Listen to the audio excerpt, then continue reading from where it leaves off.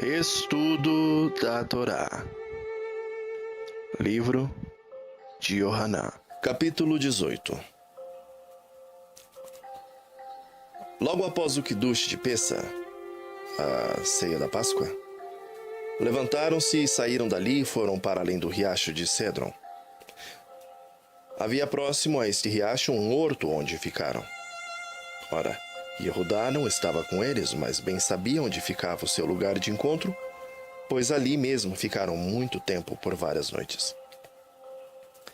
Não fora para lá sozinho, pois estava ele em sua companhia de um grupo de soldados e também alguns guardas específicos do templo. Estes foram mandados pelos próprios Corrêns ou sacerdotes e também alguns fariseus. Não vinham de mãos vazias, mas como se estivessem preparados para uma guerra. Pois vinham com paus, espadas, tochas e lanternas. Nosso Salvador já sabia quem eram e quantos eram, e principalmente quais eram as suas intenções. Por isso não escondeu-se, mas apresentou-se. E apresentou-se bravamente ante aquela turba. E perguntando a quem procuravam, logo receberam sua resposta. Com um certo toque de desprezo e desdém, como quem querendo ser superior àquele que ali estava, disseram: procuramos a Yeshua, o Nazireu. Neste momento, Yeshua pode ver entre eles aquele discípulo com quem ele andara há tanto tempo. Um misto de emoções viera à sua sagradamente. E então, com firmeza, responde: Ye quer dizer, eu sou. Ao ouvir essas palavras, todos caem diante dos seus pés, pois não podiam suportar tamanho poder de palavras. Ninguém, por mais forte ou santo que seja, pode suportar a majestade concentrada e infinita de Elohim. E todos aqueles que com ele convivem tornam-se majestosos por natureza. Devemos sim temê-lo. Ter medo ante a sua sagrada presença, pois até mesmo os montes mais firmes tremem ante as suas palavras. Até mesmo o mais sagrado dos Melahims é obrigado por seu incalculável poder a prostrar-se perante a tamanha demonstração de sabedoria. E então, mais uma vez, ele pergunta: a quem procuravam? E agora, reconhecendo a sua soberania, em um tom mais baixo e com mais reverência, dizem: a Yeshua, o Nazireu. Firmemente ainda Yeshua responde: já lhes disse que eu sou. Se vocês vieram me prender, tudo bem, mas deixem ir esses que estão comigo. E assim se fez, para que não colocasse em contradição o que disse o profeta: dos que me destes, a nenhum deles perdi. Subitamente então Kefá tira uma espada da bainha e com ela fere um dos soldados do templo. Era este um servo do Kohen Gadol, o seu nome era Malco, e dele fora ferida a orelha direita. Neste mesmo momento, o mestre o repreende fortemente, dizendo para que não fizesse aquilo, pois de fato ele queria, ou ele tinha que beber do cálice que o pai havia separado para ele. De fato, Yeshua estava decidido a ir até o fim. Precisava sofrer todas aquelas agruras para fazer assim a vontade de seu pai. E assim ele fez, e assim se fez. E fora ele levado, amarrado, preso por cordas e correntes até o Kohen Gadol, o sumo sacerdote. Mandaram-no para Anás. Este era sogro de Caiafá, ou Caifás. Cada vez que alguém subia ao posto de sumo sacerdote, assim permanecia sua, entre aspas, patente vitalícia. Não era mais Anás o sumo sacerdote, mas o seu título permanecia.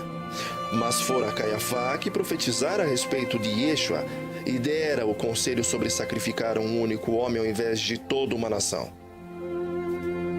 Estavam seguindo aquela turba que levava Yeshua, Kefá e outro Talmidim que possivelmente fosse até o próprio Yohanan.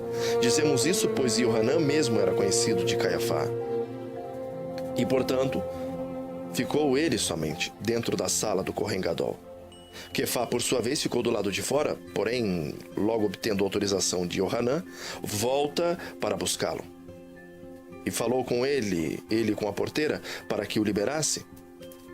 Ela, porém, reconheceu a Quefá e então perguntou a ele sobre a sua posição quanto ao seguidor de Yeshua. Ora, ao ouvir essas palavras, sentindo muito medo de ser preso também, instantaneamente ele nega conhecer a Yeshua. Fazia muito frio ali. E fizeram para si então uma fogueira, e ali ficou também Quefá para se esquentar. E enquanto isso, Anás questionava Yeshua sobre suas, aspas, doutrinas, sobre aqueles que o seguiam, como se nunca o tivesse ouvido ensinar dentro do templo. Ora, por muitas vezes foi assim. Muitos tentaram repreendê-lo e alguns deles eram sacerdotes. Nunca disse ele uma palavra escondida. Era ele o dono e idealizador do templo. Como assim agora queria o servo debater sobre as vontades de seu senhor? Era de fato infundáveis tais questionamentos, sem qualquer tipo de lógica, porém com paciência, mas não perdendo a soberania. Yeshua agora como que lhes ensina como fazer de fato um verdadeiro julgamento. Ora, era preciso ouvir as testemunhas. Bem sabiam eles que este era um direito que lhe pertencia quanto, aspas, réu daquela corte. Que perguntassem aos ouvintes de suas santas mensagens o que ele mesmo havia dito, e se de fato havia maldade em suas palavras ao assim falar. De súbito, um dos soldados do sumo sacerdote desfere-lhe então uma bofetada, dizendo: é assim que responde ao Kohen Gadol? Como temos que aprender com o nosso mestre? Ao ouvir qualquer coisa que nos pareça ofensivo, e isso fazemos, logo desferimos uma enxurrada de palavreados. Algumas vezes caímos até mesmo para o lado da obscura violência. Parece que nossa ínfima sabedoria não nos ensina que, assim como diz a Escritura, uma palavra branda acalma um furor. Nosso mestre poderia de fato ter fulminado tal pecador com apenas um olhar. Mas não fora para isso que viera. Não fora para isso que fora ele mandado à terra. Então, sabiamente, ele mesmo questiona ao seu algoz: se eu falei algo de errado, então me ensina onde errei. Mas se falei o que é de fato verdade, então por que você me bateu?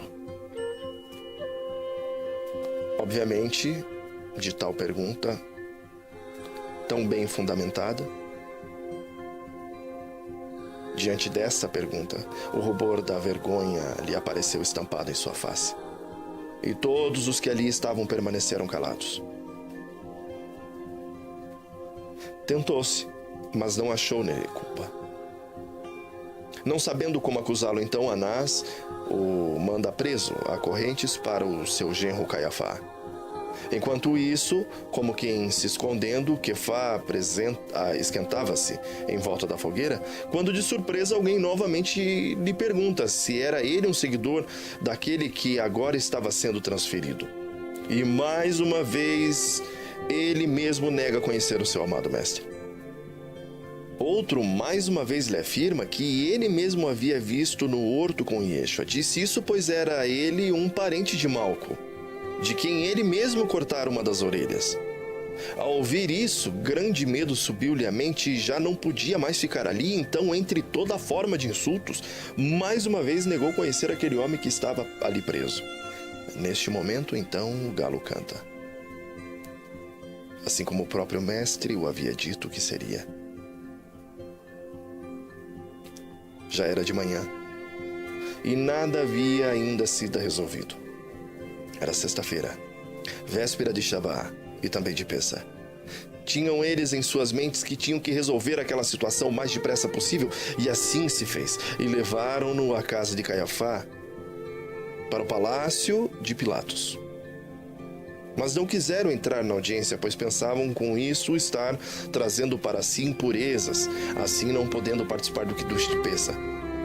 Pilatos então os questiona a respeito do motivo de tamanha agitação. E por que trouxeram para lá aquele homem? Ora, tal ação não tinha nenhuma necessidade de acontecer, porém, como já explicamos outras vezes, tinha nesta ação um outro intuito: trazer para Roma o castigo por matar o filho de Elohim. Esta era o seu intuito. E assim permaneceriam não só limpos de tamanha injustiça, mas também não trariam para si o castigo divino.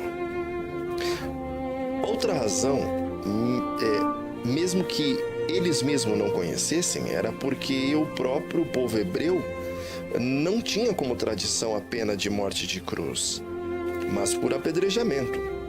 E assim, a palavra não se cumpriria. Neste momento, o próprio Pilatos chama então Yeshua para com ele debater. E agora ele mesmo questiona sobre sua posição na hierarquia monárquica. E Yeshua, por sua vez, lhe diz que seu reino não é deste plano carnal, mas de outro que não se pode ver. Se assim fosse, os seus súditos viriam com toda certeza para defendê-lo. Com isso, Pilatos subentende que ele mesmo afirmara ser o rei. E sua resposta foi que ele mesmo pensara isso. Mas não era somente um pensamento, pois para isto ele viera. Fora criado a fim de dar testemunho da Emê ou da verdade. Ora, assim sendo, todos aqueles que pertencem à verdade ouvem a sua voz e reconhecem como Melech ou como rei. Tudo estava devidamente explicado, porém uma dúvida ainda ficara no ar. O que é a verdade? A ele mesmo não fora dada a permissão de entender tal mensagem. Ainda estava ele muito arraigado nas coisas deste mundo, e assim com todos os que não conseguem entender essa mensagem, não se pode discerni-la, compreendê-la, não em carne, mas somente em espírito. Entendendo que Yeshua não tinha culpa, quis ele mesmo soltá-lo, mas era desígnio do Eterno que assim fosse, e assim se fez. E mesmo depois de receber a proposta de libertação de Yeshua, ou de Yeshua Bar Abbas, um salteador ou um criminoso defensor da classe dos zelotes, mesmo assim o povo, pressionado pelos correntes que eram saduceus, cedeu, pedindo a libertação do criminoso, cometendo assim a maior de todas as injustiças. Porém, mais uma vez, para isso ele viera, para isso Yeshua nascera, para isso e para que através da injustiça a justiça fosse consumada.